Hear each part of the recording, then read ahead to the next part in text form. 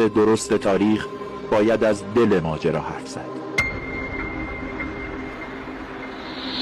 این بار از دل کوه‌ها و از اعماق زمین، همون جایی که قصه شکل گرفت.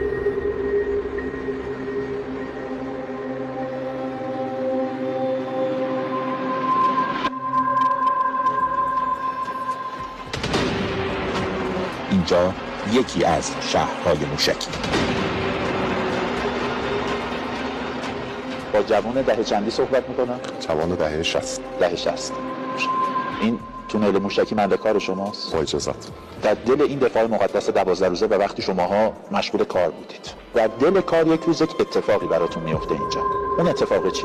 ما طبق روتین داشتیم کارمون رو انجام میدادیم که یه حادثه، یه اتفاقی، حمله‌ای یه ذره با شدت بیشتر نسبت به قبل انجام شد و ورودی ها و جاهایی که میشد که عبور و مرور کرد، تجهیزات برد، تجهیزات آورد و نفرات انتقال داد، مورد اصابت موشک‌های رژیم قرار گرفتن.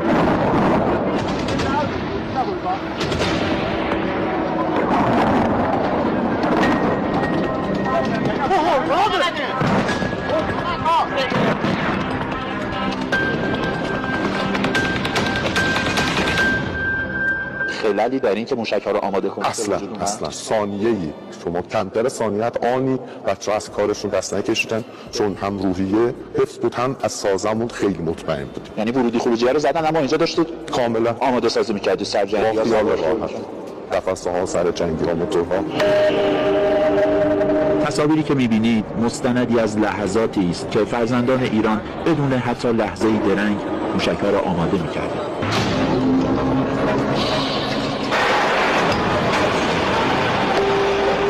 دنبال این نبودید یه راهی پیدا کنید، یه روزنه خودتون رو برسونید بیرون، با بچه‌ها برید از اینجا بیرون که دوباره اگه حمله‌ای تکرار شد حداقل خطری جون براتون نشه؟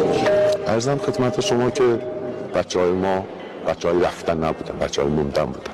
یه ملتی چشمشون به این موشک‌ها بود که اینها برن و قلب رژیم رو از هم بپاشن و انشالله که شد و از این به بعد هم خواهد شد. و ما تا آخرین لحظه سعی کردیم وظیفه‌مون رو انجام، مأموریتمون رو تا حد امکان با دقت انجام بدیم. دم غیرت گرم. و تو اون ساعت‌هایی که خب اینجا امکان ورود و خروج نداشتید و اینا، چند تا موشک آماده کردید؟ یادته؟ از شرایط عادی 2 برابر، شاید هم 3 برابر بیشتر. چرا؟ چون مثلا فکر می‌کردید اولا دستور بود، دوما میگم شرایط یه جوری بود که هر تعداد که آماده می‌کردیم به نفع خودمون بود و میتونستیم تعداد بیشتری مأموریت انجام بدیم، انتقال بدیم به بیرون و بچه‌های عملیاتمون شروع کنیم.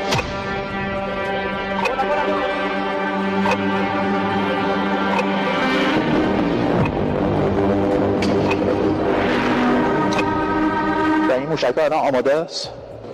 همشون آماده. سرجنگی، سرجنگی، همه چی موتور، قفسه هدایت، همه چی آماده است.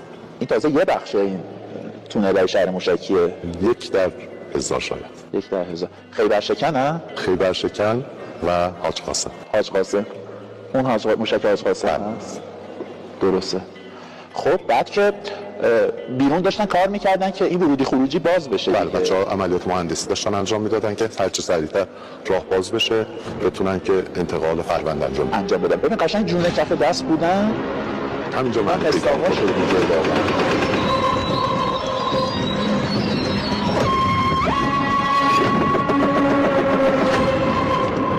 بعضی وقتا حین کار که داشتیم می‌کردیم یه لحظه نگاهامون به نگاه‌های همدیگه گره می‌خورد. یه ذره دلمون تنگ می‌شد، نه به خاطر چیز دیگه، فقط به خاطر اینکه مثلا یه چند تا از دوستامون از دست داده بود، شهید شده بودن و دستمون از دامنشون کوتاه شده بود و یادمون می‌افتاد که مثلا فلان دوستمونم مثلا یه چند روز پیش اینجا داشتیم با هم کردیم، یه لحظه اینجوری می‌شد ولی دوباره این بغضه تبدیل به یه نیرو می‌شد که حال خوب می‌شد. این عشق مال رفقای شهید هستن. یه وقت کسی فکر دیگه نه فقط دلتنگیه، عشق دلتنگیه.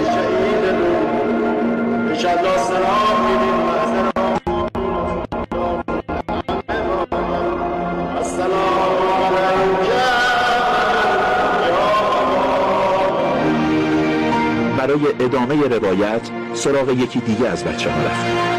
هادینا زحمت کشیدن تو اون شرایط سختی اون آماده سازی رو انجام میدادن. بعد نوبت ما میشد که این موشک‌ها رو تحویل بگیریم و به هر طریقی که بود برسونیم دست بچه‌ای که توی میدان باید اجرا می‌کردن این شلیک‌ها رو و می‌زدن. اینجا موشک‌ها که آماده میشه شما تحویل می‌گرفتید؟ تحویل گرفتیم موشک‌ها رو و رفتیم پای کار، رفتیم میدان.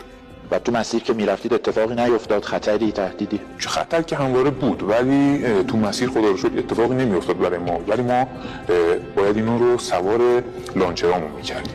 خب ولی خب آسمون هم همچنان ناامن بود دیگه برای بچه‌های ما. پهپادشون بود.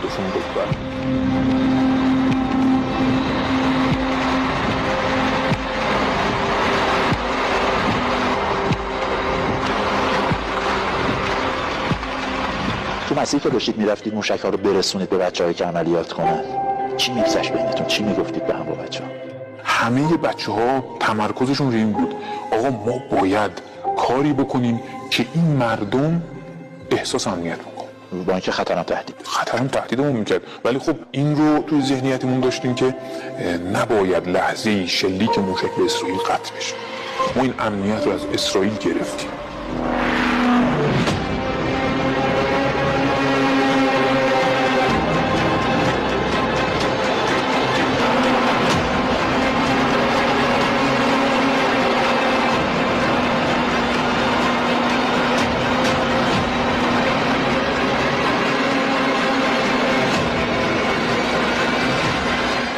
میرسیم به بخش پایانیش که شما باید روایتش کنید. بله.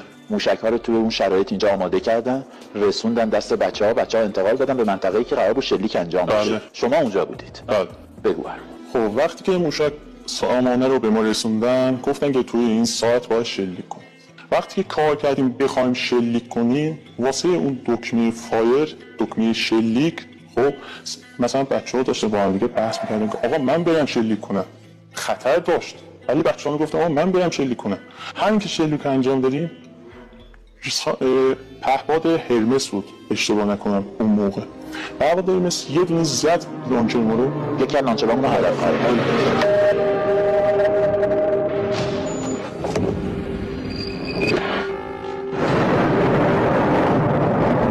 من خودم مجروح شدم، رفقا یه چند نفرشون شهید شدن. تو اونجا مجروح شدی؟ بله. ترکش خوردی؟ بله. خب بعد با اینکه ترکش خوردیم سعی کردیم همونجا سر و پا بشیم بریم کار بعدی رو انجام بدیم و تو اون شرایط شلیک کردی؟ بله. رفتیم باز شلیکات دیگر انجام بدیم. خودت شلیک کردی؟ آره. آتش بزن فقط تعداد خودش رو به من بگی.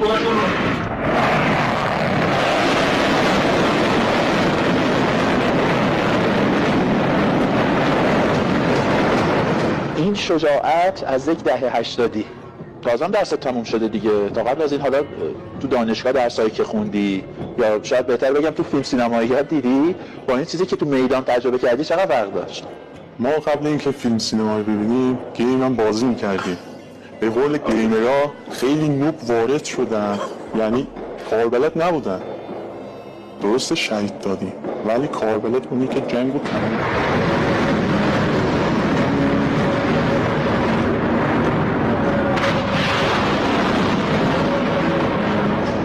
بدون تعارف صحبت بکنی چی میگی؟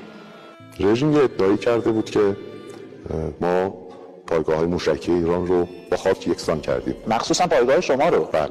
ما اصلا روی خاک نیستیم که بخوام ما رو با خاک یکسان کنن. ملت ببینید، مردم عزیزمون ببینید، دلگرم باشید به سربازاتون که اینجا دارن خدمت میکنن. این گفتن 1 در 1000. نگران نباشید، ما پای کار هستیم تا آخرین لحظه قطره خونمون هستیم، نوکر شما هستیم. وقتی میبینی این تونلی که تا اون انتها چه حسی می‌کنی؟ اینا هر یه دونه‌اش سرمایه این کشوره. ما برای هر یه دونه از اینا که بخوایم شلیک بکنیم شاید یه شهید بدیم با اینا، ولی حسمون اینه که باید این کار انجام بدیم. وظیفه من سرباز برای تک تک ایرانیاست، چه خانواده پاسدار باشه، چه خانواده مذهبی باشه، چه با حجابش باشه، چه بی حجابش باشه. ما تکلیفمون برای همه ملت. فرق براتون نمی‌کنه. همشون خواهر برادری خودمونن. چه فرقی میکنه برای حاج قاسم هم گفت اینا دخترای خودمونن، ما میگیم خواهرای خودمون رو سر ما جا دارن.